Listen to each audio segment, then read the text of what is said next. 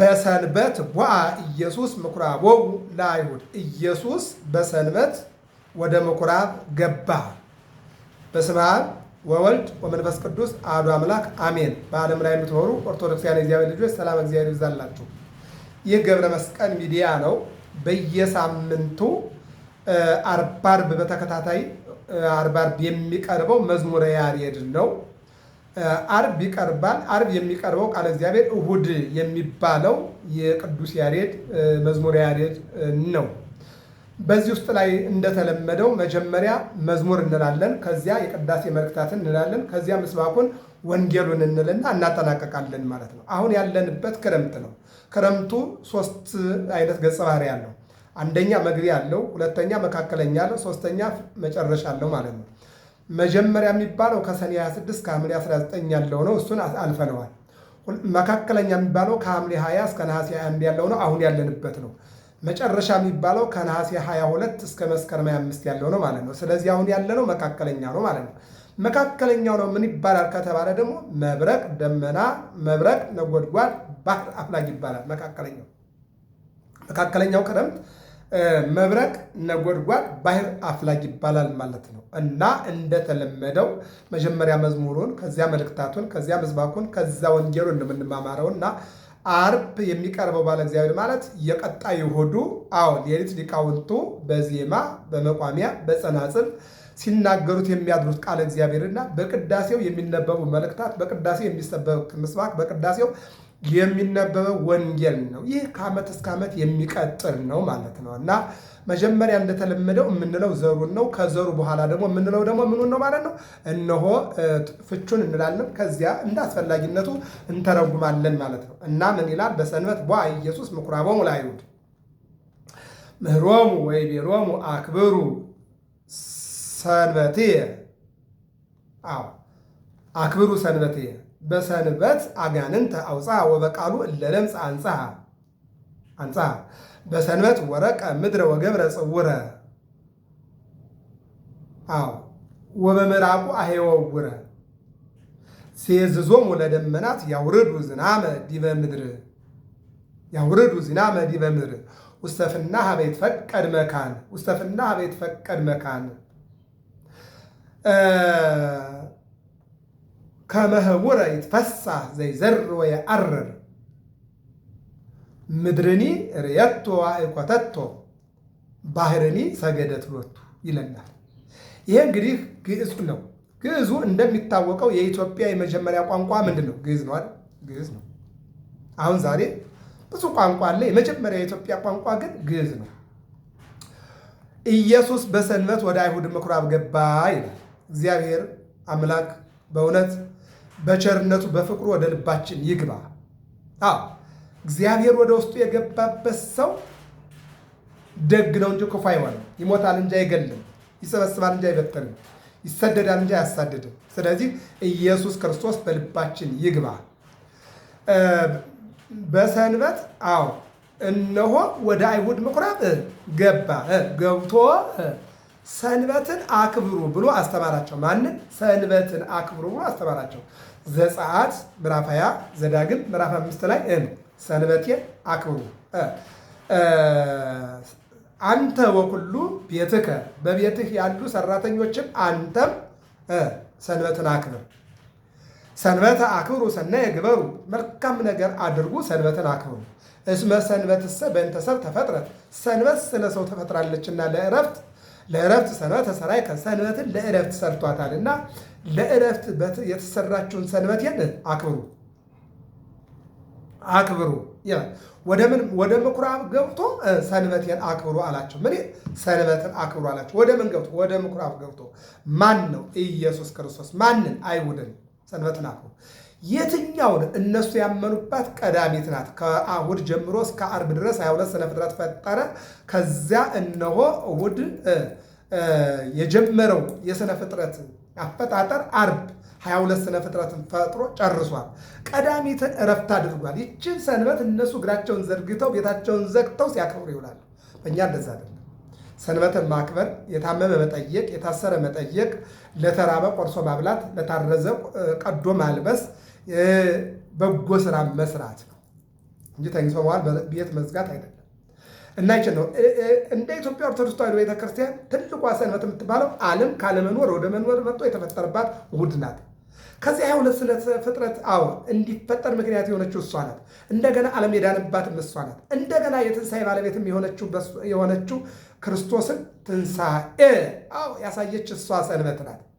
እንደገና ደግሞ ዕለተ ምጽአት ተብሎ ደግሞ ዓለም የሚሰበሰብበት የዘርጋውን ዓለም የሚሰበሰብበት ይኸው ሰንበት ነው ማለት ነው። ስለዚህ ራዕይ ዮሐንስ ምዕራፍ 1 ቁጥር 8 ላይ የጌታ ቀን ተብላ ተቀምጣለች እቺ ሰንበት ማለት ነው። ማለት ዓለምን ካለመኖር ወደ መኖር አምጦ የፈጠረባት ሰንበት ማለት ነው። እንደገና ደግሞ ዓለምን ለማዳን የመጣባት ማለት ነው። ዓለምን ለመፍጠር መጋቢት 29 ቀን መጣና ዓለምን ፈጠረ። እንደገና ዓለምን ለማዳን ደግሞ መጋቢት 29 ቀን በዚቹ ቀን ተጸነሰ ማለት ነው።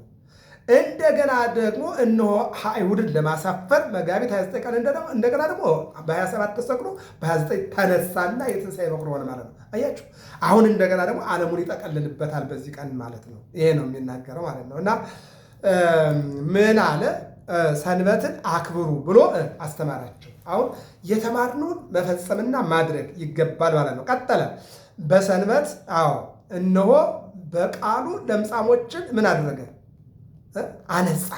ወበቃሉ ለለምጽ አንጻ። በሰንበት ቀን ነው። በሰንበት ቀን በቃሉም ለምጻሞችን አነጻ ይላል። እወዳለሁ ንጻ። የማርቆስ 1 ላይ ለምጻም መጣና እባክህ ብትወድስ አንጻኝ አለው ይላል። እወዳለሁ ምን በል ንጻ። እወዳለሁ አንተ እንድትነጻ እወዳለሁ። የመጣሁበትም ዓላማ እሱ ነውና ንጻ። እንደገና ደግሞ ማቴዎስ 8 ላይ ልጅ አንድ ጊዜ ሾህ ላይ አንድ ጊዜ እሳት ላይ እየወደቀ እባክህ አድንልኝ አለው። መጥቼ እፈውስልሃለሁ። አይ ከቤት ልትመጣ ከጣራው በታች በበሩ ልትገባ አይገባም፣ ባለበት ሁለት ቃል ብቻ ተናገር አለው። ወዲያውኑ ተናገረ፣ ልጁ ዳነ። ለዚህ ነው በቃሉም እነሆ ለምጻሞችን ምናል አነጻ። የማቴዎስ ወንጌል 12 ላይ እጁ የሰለለውን የቀኝ እጁ ሰላ ነበረ። ምን አደረገ? ንፍሰፋ ከእንተ ምልዕተ ምሕረት፣ ወደ ምሕረት አምላክ ወደ ምሕረት ጌታ ወደ እኔ ዘርጋ ነው። ሲዘረጋ እጁን ኖርማል ሆነለት ይለናል። ይቀጥልና በሰንበት ወደ መሬት እትፍ አለ። ጭቃ አድርጎ በምራቁ የዕውሩን ዓይን አዳነ። የዮሐንስ ወንጌል ምዕራፍ 9 ላይ ለዘውሩ ተወልደ። ዓይነ ስውር ሆኖ የተወለደ አንድ ሰው ነበረ። መንገድ ላይ ተቀምጦ ሲለምን ይውል ነበረ። አንድ ቀን ጌታ ከሐዋርያት ጋር በሰንበት አልፎ ሲሄድ ሐዋርያት በኃጢአተ መኑ ተወልደ ዝንቱ ዕውር፣ የዓይነ ስውር በማን ኃጢአት ተወለደ ብለው ሲጠይቁት በማንም አይደለም ብርሃን ሳለው የብርሃን ስራ ልሰራ ነው አለና ምራቁንና አፈሩን አገናኘና እንዲህ አድርጎ ቁሎ ሁሮ ታጸብ በምጥማቃት ሳሊዮ ማለት ሂድና ታጠብ አለው። ታጥቦ ቦግ እያለ እያበራ መጣ፣ ወይም ዓይኑ በርቶለት መጣ። ይህንን ነው በሰንበት ወረቀ ምድረ ወገብረ ጽውረ ወቀዋ አዕይንቲሁ ለዘውሩ ተወልደ። በሰንበት ወደ መሬት እንተፍ አለ ምራቁን። ይልቁንም ጭቃ አድርጎ በምራቁ የዕውሩን ዓይን ምን አደረገ? አዳነ፣ አበራ፣ ፈጠረ። ዓይን ፈጠረለት። ምክንያቱም የዓይን ምልክት የለውም። ስለዚህ ዓይን አዳነ የሚባለው ያላይ የነበረ የተያዘ ዓይን ነው። ይሄ ግን ምንም የሌለ ልሙጥ ገላ ነው። ዓይን ፈጠረለት ነው።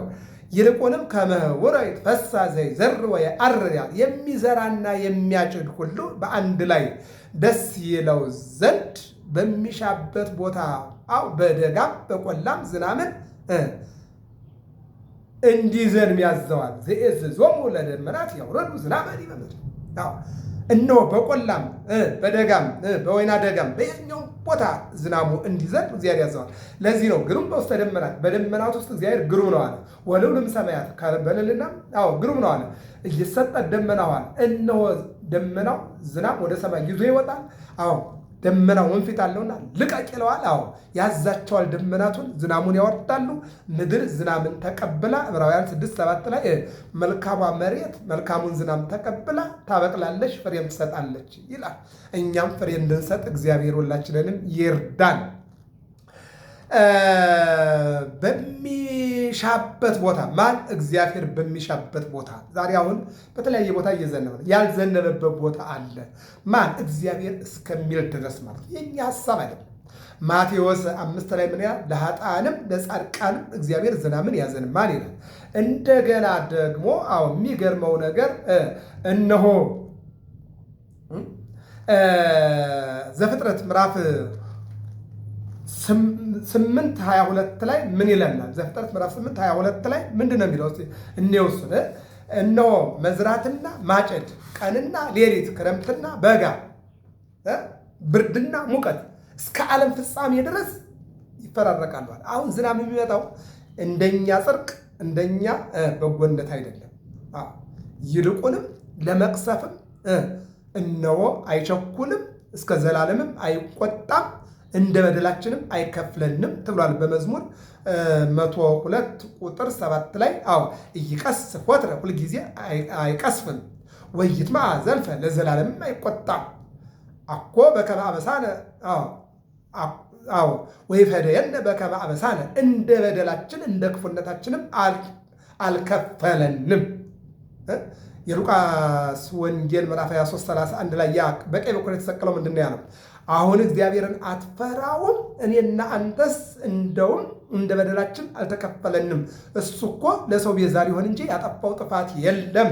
እኔስ እልሃለሁ በመንግስት በመጣ ጊዜ አስበኝ ብሎ እግዚአብሔር እንዲያስበው አደረገ። ከ6 ሰዓት እስከ 9 ሰዓት በጸለየው ጸሎት አንተኑ ተቀድሞ ለአዳም በውስተ ገነት፣ አዳምን ቀድሞ ወደ ገነት ትገባለህ ተብሎ ነበርና አዳምን ቀድሞ ወደ ገነት ገባ። ክብርና ምስጋና ለአምላካችን ለእግዚአብሔር። በሚሻበት ቦታ ማለት እግዚአብሔር በፈቀደበት ቦታ ዝናሙ ይወርዳል ይልና በቆላም በደጋም በወይና ደጋም በሁሉም እንዲወርድ ያደርግ። የዝናብ ሰረገላ የሆኑትን ደመናት ያዛቸዋል። የዝናብ ሰረገላ አየሁ፣ ደመናት የዝናብ ሰረገላ እነ ኤልያስ ብቻ እነ ቂርቆስ ብቻ እና አባ ገሪማ ብቻ የሚወጡበት ብቻ አይደለም። ሰረገላ የዝናብ መጫኛ ያደርገዋል እግዚአብሔር ማለት ነው። የዝናብ ሰረገላ የሆኑትን ደመናት ያዛቸዋል ይላል።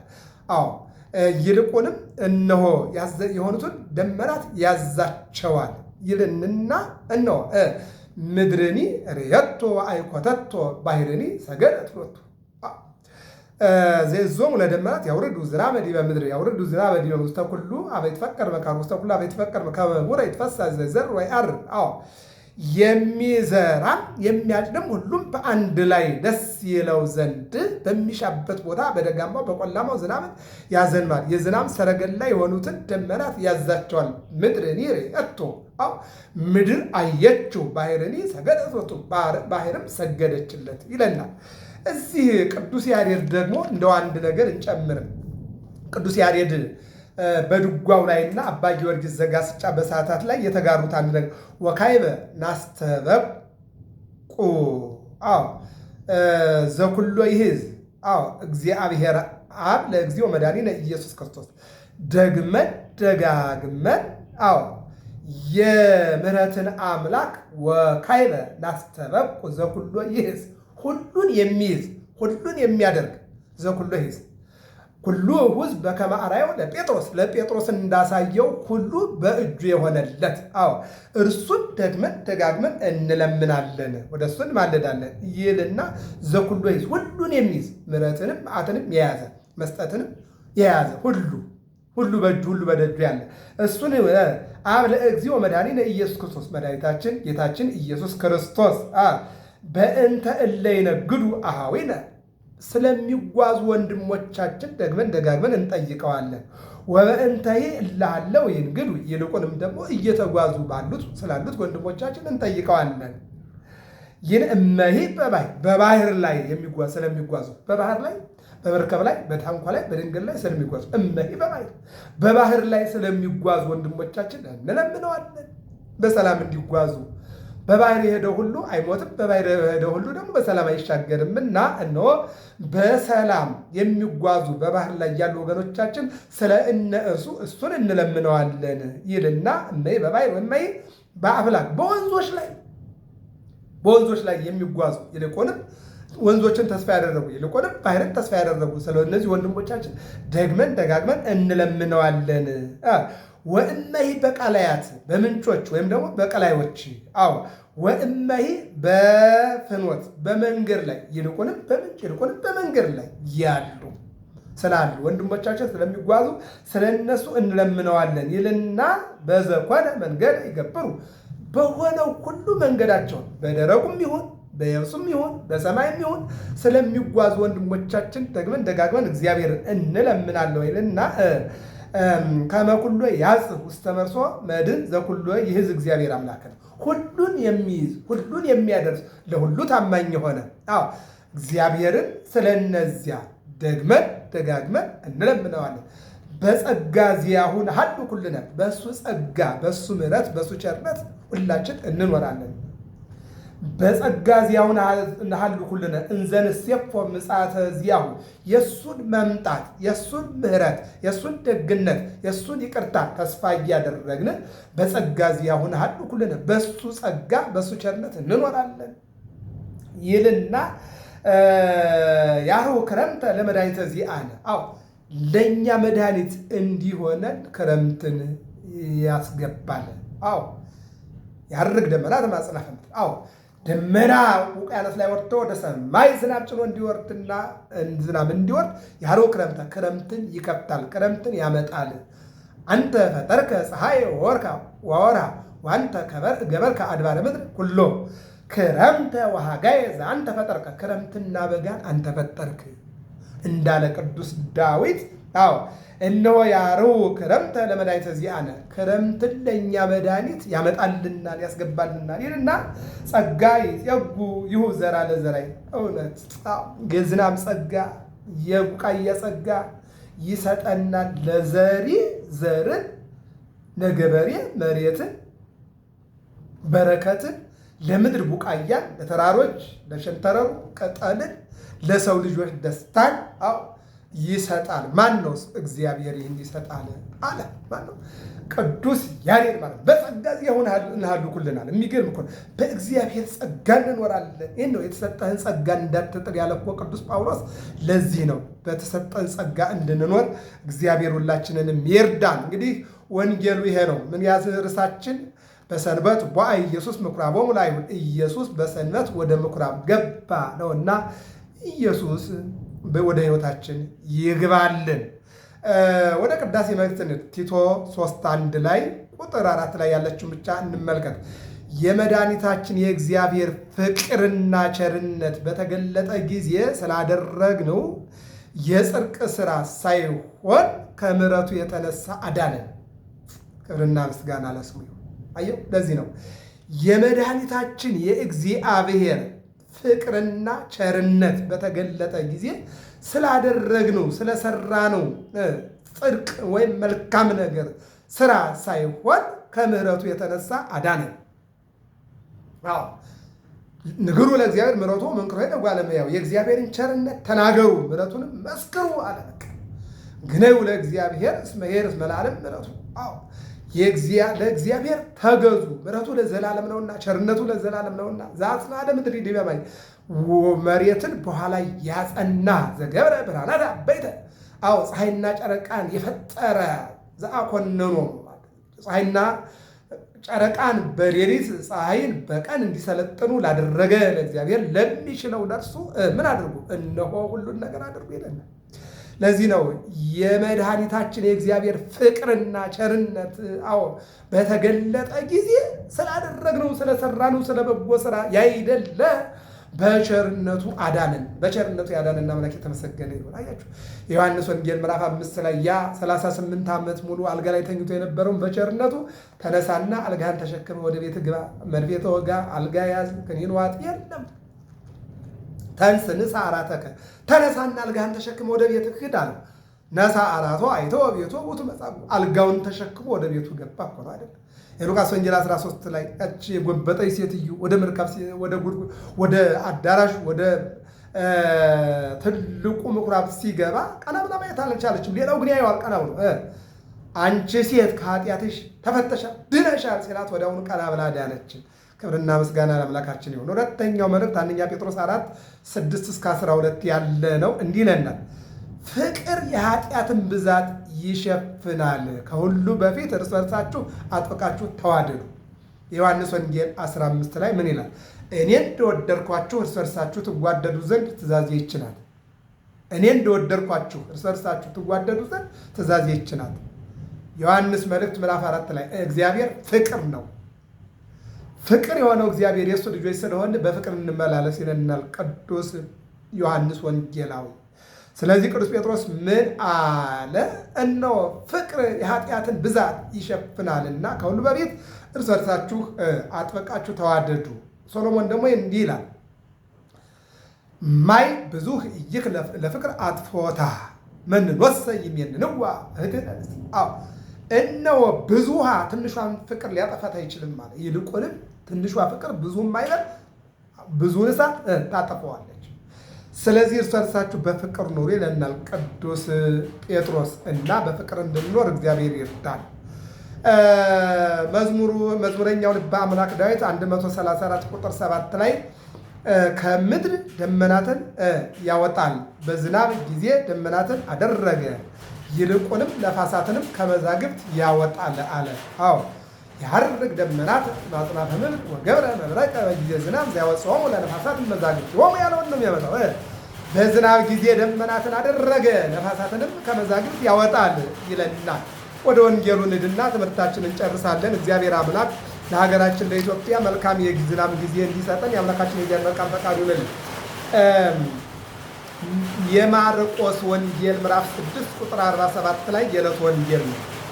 ወርእዮሙ እንዘ ይሐውሩ ወጥቀ ይትመነደቡ፣ እጅግም እየተጨነቁ ሲሄዱ አያቸው። ዛሬ የማይጨነቅ ስለ ሀገሩ፣ ስለ ሃይማኖቱ፣ ስለ ዝናቡ መቅረት፣ ስለ ሰላም መጥፋት የማይጨነቅ የለምና ጭንቀታችን ያስወግድልን። ይልቁንም ቅዱስ ጴጥሮስ የሚያስጨንቃችሁን ሁሉ ለእግዚአብሔር ተውት ብሏልን። የሚያስጨንቀንን ነገር እግዚአብሔር ያስወግድልን። እጅግም እየተጨነቁ ሲሄዱ አያቸው። ወየሐምሆሙ ነፋስ፣ ነፋስ ያስጨንቃቸው ነበር። እስመ እምገጾሙ ውእቱ፣ ከወደፊታቸው ነውና። በአራተኛው ሰዓተ ሌሊት ጌታ በባህር ላይ እየሄደ መጣ። ወፈቀደ ይሐድሮሙ፣ ይልቁንም ሊያልፋቸው ወደደ። ማን? ጌታ። ወሶበረ ይሐውር ዲበ ባሕር መሰሎሙ ምትሐተ። ምን ይላል? በባህር ላይ ሲሄድ ባዩት ጊዜ ምታት መሰላቸው። ወኩሎሙ ርሂቦ ደንገጹ፣ ሁሉም አይተው ደነገጡ፣ ነገር ግን ምታት መሰላቸው ይልና ወይቤሎሙ ተአመኑ ከመ አነ ውእቱ ወነበቦሙ ሶቢሃ። ያን ጊዜም ተናገራቸው። ማን ይናገረን? እግዚአብሔር ይናገረን። ማን ያስተምረን? እግዚአብሔር ያስተምረን። ማን ይጠብቀን? እግዚአብሔር ይጠብቀን። አዎ ዝናብ ማን ይስጠን? እግዚአብሔር ይስጠን። ይኸው የምሕረት ዝናብ ሰጠን። አዎ በያላችሁበት የምሕረት ዝናብ ይስጣችሁ። ይህ ዝናብ በያላችሁበት በውጭ ዓለምም በሀገር ውስጥም ያላችሁ ይህ የምሕረት ዝናብ አዲስ አበባ ላይ እየወረደ ያለው በምስራቁም በምዕራቡም በሰሜኑም በደቡቡም እነሆ ይህ ዝናብ ያወርድልን። አዎ እንድሰሙት ነው። አዎ ዝናቡ እስከሚቆም ቆይቶ ማስተማሩ ቀላል ነው። ነገር ግን ዝናቡም እስኪ ወንጌል ነው። የዘመኑ መምህር ዘመኑ ነው ታላ። አሁን ዘመኑ ክረምት ነው። የክረምቱ መምህር ራሱ ክረምቱ ነው። ምን ነው? ዝናብ ነው። ይኸው እየሰማነው ነው። ሁለተኛ ፎቅ ላይ ሆነን እየተነጋገርን እየተማማርን አዎ እነሆ የእግዚአብሔርን ቃል ስንማማር እነሆ ዝናቡ ደግሞ ቃለ እግዚአብሔር አዎ ምንድን ነው የሚለው? አዎ ዘራይውሰ ካህን ውእቱ አጸዱኒ። አዎ ዘራይውሰ ካህን ውእቱ። አዎ ዘሪው ካህን ነው። ወገራይቱኒ አለሞቱ፣ ገራይቱ ደግሞ የሰዎች ልቡና ነው ይለናል ማቴዎስ 13 ላይ ማለት ነው። ወአዌው ጾሙ ወነበቦሙ ሶቢሃ። ያን ጊዜ ተናገራቸው። ወይቤሎሙ ተአመኑ ከመ አነ ውእቱ፣ እኔ እንደሆንኩ እመኑ አላቸው። ወይክፍሩ አትሙ ወዐርገ ኀቤሆሙ ውስተ ሐመር። በኋላ እየነበረው ወደ መርከብ ገባ። መርከቡ ግን እየተናወጠ በማዕበል በነፋስ እየተናወጠ ነበረ ይላል። ወኀደገ ነፋስ፣ ነፋስ ጸጥ አለ። ወተድፋደ ተደሙ፣ ፈጽመው ተደነቁ። አንከርዎ አደነቁ። ወእመይ ህብስት ኢለብብዎ፣ በእንጀራው ጊዜ አላስተዋሉ ነበር። እስመ ጽሉል ልቦሙ፣ ልቡናቸው ተደፍኖ ነበርና። በሁለት ዓሣና በ5 እንጀራ አዎ እነሆ 5000 ሕዝብ አጥግቦ 12 መሶብ ሲነሳ አላስተዋሉ ነበረ። አሁን ላይ ግን ማዕበሉን ጸጥ በል ሲለው ጸጥ ሲል፣ መርከቡ ሲረጋጋ፣ ውሃው ጸጥ ሲል አዎ እነሆ መኑ ውእቱ ዝንቱ ዘይትዔዘዙ ይወጡ ባሕርኒ ወነፋሳት፣ ነፋሳትና ባሕር አዎ የሚታዘዙለት ዝም በሉ ሲላቸው ዝም ያሉለት፣ ጸጥ በል ማዕበል ያለው ጸጥ ያደረገው ማን ነው እርሱ እያሉ እርስ በርሳቸው መነጋገር ጀመሩ። እርሱማ ባሕርና ነፋሳት የሚታዘዙለት የናዝሬቱ ኢየሱስ የድንግል ማርያም ልጅ የቤተልሔሙ ሕፃን የቀራንዮ በግ ነው ይላል። ይህን ነው የሚናገረው። ወሶበ አደው ወበጹ ምድረ ጌንሴሬጥ ተሻግረው ከጌንሴሬጥ ምድር በደረሱ ጊዜ ከዚያ መርከባቸውን አስጌጡ ይላል። ከመርከቡ በወጡ ጊዜ ያን ጊዜ በዚያ አገር ሰዎች አወቁት ማለት ጌታ መሆኑን አወቁት። እስካሁን አላወቁትም ነበረ፣ ግን ይደነቁ ነበረ። ዝናቡን ቀጥ ሲለው ቀጥ ሲል ተደነቁ ይልና ወደ ሀገሩ ርቀው ድውያንን በአልጋ አመጡ። ከመርከቡ በወጡ ጊዜ አወቁት። ሲያውቁትም እየሮጡ በየመንደሩ ሄዱና የታመመውን በቃሬዛ በአልጋ እየሰበሰቡ መጡ። ወይ ወስዱ ሀበሰቡ ከመአለው እቱየ እሱ ያለበትን ወደ ሰሙበት ይወስዷቸዋል የታመሙትን ይልና ከገባበት ቦታና አገር ድውያንን ከአደባባዩ ያኖሯቸው ነበር ይላል። ይልና የልብሱንም ጫፍ ይይዙ ዘንድ ማለዱት ይላል። የያዙት ሁሉ ዳኑ። የልብሱን ጫፍ የያዙ ሁሉ ዳኑ። የማርቆስ ወንጌል ምዕራፍ 6 ላይ ያችን 12 ዓመት ሙሉ ደም ይፈሳት የነበረች ሴት ገንዘቧን የእናት አባቷንም ገንዘብ የራሷንም ገንዘብ ሰጣ ጨርሳ፣ ነገር ግን ከበሽታዋ ሳትድን ሳታገግም ኑራ መጨረሻ ላይ ግን ጌታ ኢየሱስ እንደመጣ ስትሰማ ሄደችና የልብሱን ዘርፍ ስትነካ 12 ዓመት ሲፈስ የነበረው ያ የደም ቧንቧ ቀጥ አለና እግዚአብሔርን አመሰገነች። ለዚህ ነው ባለበት ቦታ ሁሉ ችግር ያለባቸውን በሽታ ያለባቸውን ሰዎች እየወሰዱ በአልጋ በቃሬዛ አስቀመጡ። ይልቁንም እሱን ያዩ ይልቁንም የዳሰሱት ሁሉም ዳኑ። በሰንበት ኢየሱስ ምኩራብ ወለአይሁድ ኢየሱስ በሰንበት ወደ አይሁድ ምኩራብ ገባ። ወደ ዘኬዎስ ቤት ገብቶ ዘኬዎስን የባረከ የዘኬዎስን ሕይወት የባረከ ኑሮ የባረከ የእኛንም ሕይወት ባረከ። ወደ ማቴዎስ ቤት ገብቶ የማቴዎስን ኑሮ የባረከና ታሪኩን የለወጠ አምላክ የእኛንም ታሪክ ይለውጥልን። ወደ ጴጥሮስ ቤት ገብቶ የጴጥሮስን አማት በሽታ ቀጥ ያደረገ የእኛንም ሕይወት ቀጥ ያድርግልን። ጉድለት ወደሌለባቸው ሰዎች ቤት ገብቶ ጉድለታቸውን የሞላ አምላክ የእኛንም ጉድለት ይሙላልን። መዝሙረ ያሬድ ሐምሌ 26 ቀን 2018 ዓ.ም ዕለተ ሰንበት የሚባል የቅዱስ ያሬድ ቃለ እግዚአብሔር በመጀመሪያ መዝሙር፣ ከዚያ የቅዳሴ መልእክታት፣ ከዚያ ምስባክ፣ ከዚያ ወንጌል ዓርብ ዓርብ የሚቀርበው ቃለ እግዚአብሔር ቀጣዩ እሑድ ሌሊቱን ሙሉ እስከ ጠዋት ድረስ አውደ ምሕረት የሚገለገል የዕለተ ሰንበት ቃለ እግዚአብሔር ነው። አድምጡት። በሰንበት ኢየሱስ ወደ ምኩራብ ገባ ተብሏልና ወደ ሕይወታችን እግዚአብሔር ይግባልን። ገብረ መስቀል ሚዲያ ነው።